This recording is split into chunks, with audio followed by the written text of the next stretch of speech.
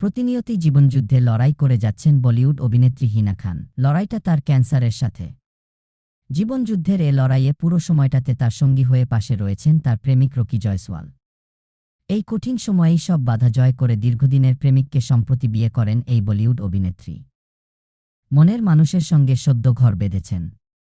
বিয়ের পর ২-৪ ঘণ্টাও কাটেনি, এখনও তার হাত ভর্তি মেহেদি। এর মধ্যেই কাজে ফিরলেন লড়াকু হিনা। কাজই যে তার কাছে প্রথম গুরুত্ব পায়, সেটা নিজের মুখেই স্বীকার করলেন অভিনেত্রী।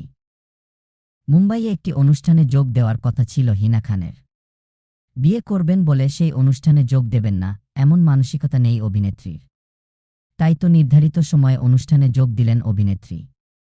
পরনে ছিল কালো রঙের লং কোট। ক্যান্সারের তৃতীয় ধাপ হলেও অদম্য মনের জোর হিনার। মানসিক শক্তি এতটুকু টলেনি তার। অসুস্থ শরীরেও কখনো ব্যাম্পে হেঁটেছেন তো কখনো বা আবার মক্কায় উমরাহ পালন করতে দেখা গেছে অভিনেত্রীকে। সবাইকে চমকে দিয়ে ৪ জুন বিয়েও সেরেছেন।